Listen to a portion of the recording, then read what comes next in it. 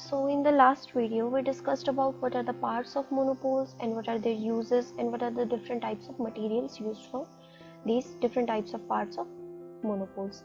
Today I'm going to tell you how do we start the design from scratch. So suppose I want to design a monopole of 6 meter and in my mind I have a monopole draft. Say I'm having a 6 meter monopole design having 3 equal sections and all are tubular. So I have this design, that a drafted design that I want to design in StatPro. The bottommost panel is 355.6 heavy, the middle portion that is 219.1 heavy, and the topmost section will be 101.6 heavy pipe sections. All sections are 2 meter long. Now I have prepared this rough diagram in AutoCAD. You can also draw it on paper, it will depend on whatever you want. So this is the first step of design. My second step is going to be the modeling of structure, this structure in StatPro. For this I'll open a StatPro file. I have this V8i series.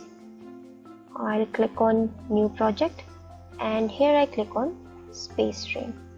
Okay, see, I go for the space frame since my design is all in 3 dimensions and not in one single plane or a floor, or it is not like even a truss. I'm going to rename the file as 6 meter monopole, and I've set the location to whatever location I want to put in. And then I have to define the units, whichever units I'm going to use. For this I'm going to use the SI unit since I'm using the Indian standard. So I'll be using meter and kilonewton. Then I'll click on next. Here, after this, another window that pops up is where do you want to go. You want to simply add beam or add plate or add solid. This is not an option right now for us since we are not going to use plate or solid structures. And then we have open structure wizard or open STAAD editor or added job information. I'm going to use added job information. You can also use this or this. I'm going to use this added job information. I click on finish and here I am. So this is the job information. What is my job? I am going to use design a 6 meter monopole. So I'm writing here. Then my client is suppose XY. Say job number is 1 2 3 4 5. Revision, you can put on revision. Suppose for me it is revision 1 or revision 0. I have part 1, reference not any, and here I write the engineer name. Here I'm writing my name, Nivedita. You can also put the name of the checking person and the one who's approving. Write the date accordingly. I don't have anything to write right now, so I'm not writing it. I'm keeping it blank, both comment section as well as all these. So now what after this? You plan to design this structure. Now how do you start? The basic thing over here is you have to consider the coordinate system over here. For me, I am using coordinates because it is the simplest of all the methods since you get a starting point from there. So for me, if this is the origin 0, 0, 0, this will be 0, 2, 0 and this will be 2 or 4 and then it will be 6 in y direction. Nothing else is changing, so everything else remains constant. So then I go for geometry and this grid automatically pops up. You have a 0, 0, 0 and then you have a 0, see, this is a very good option in grid system. You can define your grid, your own grid according to whatever you want to define, and then you click on nodes 4 and 6 and then close. Right, so if you measure it, it is going to be 2 meter, 2 meter and 2 meter, like this, 2 meter, 2 meter, 2 meter. Overall it is going to be 6 meter. I am hiding these dimensions right now. So the next thing I'm going to tell you is this is a beam cursor. Okay, so if you are selecting the beam cursor, you will only be able to select the beams, and if you are using the node cursor, you will only be able to select the nodes. Here, if I'm saying that I don't want to design this model the structure according to the grid pattern, so what I'm going to do is I'm going to delete all these. I selected all these nodes, I click on delete button, and all 4 nodes need to be deleted. Yes and yes. So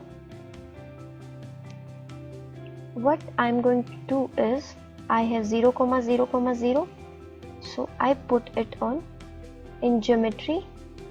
You either choose this option or you have this node option, 0, 0, 0, and you have 0, 2, 0, 0, 4, 0, and 0, 6, 0. Since all these dimensions are increasing in y direction only, 0, 2, 4 and 6, and nothing else is increasing, so what you are going to do is you are only going to use to change the y direction, the y coordinates. And to add, you click on geometry, add beams, geometry, add beam from point to point, and you click it like this. Click here and then click like this.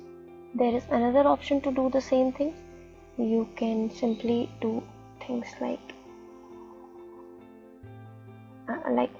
okay, one more thing I wanted to tell you is this. I have used the escape button to escape this. To know the node number, you will use shift plus N, and to know the beam number, you're going to use shift plus B.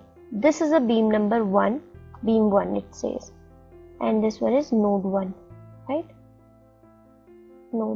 This is node 1, see, node 1, node 2, node 3, node 4. Okay, so if you want to draw a beam 2, that is between node 2 and 3, you are going to write the node 2 here and node 3 here, right? And then 3 and then 4.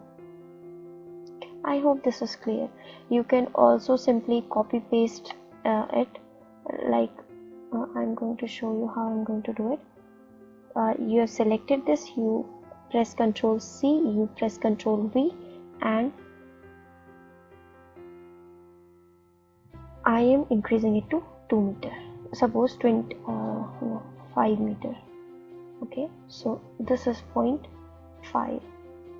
If I show you distance from here to here, it is going to be 5 meter. I press escape and I click on press delete. So what I have right now is a 6 meter monopole having a 3 sections, 3 equal sections of 2 meter, 2 meter and 2 meters respectively. Now what is the second point I have to do? I have this model, and now I have to give these properties to this model. So from where will I go to property section? From here I go to general. In general, this is the property section, this is specs section, this is support, load and definition, and material. First of all, I'm going to use the property section. I click on section database, okay, and a menu pops up.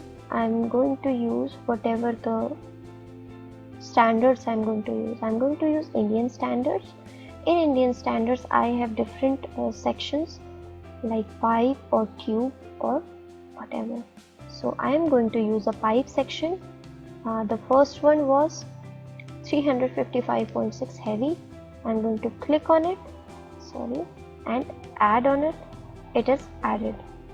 The another one was 219.1 heavy, and this is 219.1 heavy. I'm going to add this. The last one was 101.6 heavy. I'll scroll it down and it is 101.6 heavy, and I'm adding it, and then I close it. So the topmost one is 101.6 heavy, right? Now I don't want to see these red lines, so I'll simply click on all, remove all nodes to node distance display, or you can also use Shift plus D. Okay, and if you do not want to see these 1 2 3 4 whatever the node numbers are, whatever the beam numbers are, you can simply click on the same buttons that you used that time, the same shortcuts, Shift plus N for node, Shift plus B for beam. Okay, and to find where the nodes are, you can simply click on Shift plus K. This will define the nodes. This will show you wherever the nodes are. Okay, so this is 101.6 heavy. Since we have to use this for this particular beam, we are using the beam cursor. Okay, I am going to select this. Okay, I have clicked on this. We have 4 options. Either we have to assign it to selected beams. For that I'll have to select a beam, and then I'll be able to select to assign beam and then assign, right? The assignment method you have chosen is assign to selected beams. Do you want to proceed? Yes, I want to proceed that way. Another option is you can use cursor to assign, and then you are assigning to second beam. Okay, and then assign, right? So this is yet not defined. Third process is you select this, assign to edit list, but you should know the beam number to which you are assigning. So this is the beam number 1. Okay, so you write 1, you can assign, right? This is easy. For 101, what we used was we selected the beam, and then we click on assign to selected beam, and then assign. Okay, yes, assign. For 219.1 heavy, we used use cursor to assign, and then we clicked on assign, and then this. For 355.6 heavy, what we did was we used the assign to edit list. Where do we use the assign to view? When we have to assign to the whole structure. Okay, so we have assigned the properties to the systems. Okay, now my second portion is support. How do I define the support? See, S1 equals to no support. I have to create a new support at the bottom of the beam. So I'll go to create button, I'll click on fix support, and then add. Okay, so I have defined a support to S2, and I'm using the use cursor to assign button and assign to here. Okay, you could have also used assign to selected nodes, and then you would have selected the node, and then, or you could have used the assign to edit list. Okay, so you're going to close this. Now how do we use the load and definition thing? First of all, you have to define the load case. So these are the load case details. You're going to add primary load case number 1. First of all, I'm going to use the dead load. This is dead load. You can write load case 1 or simply dead load. Add, close. Okay, so in dead load I also have to add another loads. So I'm going to add, and I'm going to use the self weight load. Since self weight will be used in y direction only, and the factor is going to be 1. If you are using such structures where for example like this, where these extra ladders and other things are to be added and those are not added in design, you have to add that load as well. So in that case, you select whatever the factor you're using. Suppose I'm using 1.1. okay, and the minus sign shows that it is on the negative y direction. It is towards the gravity. I use add, and then I close it. Okay, so self weight is going to be applied on the whole structure. So I'll use here assign to view. Okay, which I have not used anywhere until now. I'm going to assign, and assignment method is assign to view. Do you want to proceed? Yes. Okay, so we have assigned to the whole structure. Another dead load structures that you can add will be whatever the antenna loads you're using, or any other thing that you're using, for example the ladder load or any other loads that you're using, you can add those. For that you can use nodal loads for the particular, if the load is in particular node, then you can use the nodal load. If it is not in any particular node, but instead it is in like this is 2 meter, right? If it would have been, if the antenna is exactly at 6 meter or 4 meter or 2 meter, you can use nodal load since the node is present there. But if the node is not present there, but for example this was 2 meter, right? Yeah, this was 2 meter, and I am saying the load is at 1 meter. So what will I do is I'll go for member load, since the load is on member and not on the particular node.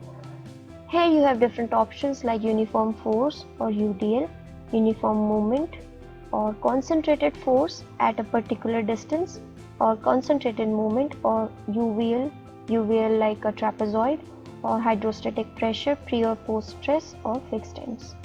Okay, you can also have physical member loads like UDL, UVL, whatever. Okay, and then we have area loads, we have floor loads for different floors or different areas, we have plate loads. Okay, and we have surface loads, solid loads. There are different types of loads. Okay, so you can use the particular loads. Then we go for live load, and then we go for earthquake load, or we go for wind load. Okay, and then we will define the combinations. Depending upon the combinations, we'll analyze the structure, and then we'll see if these structures are passing or not. That is it for today. In the next video I'll discuss about whatever the different methods we are going to use for analysis of structure.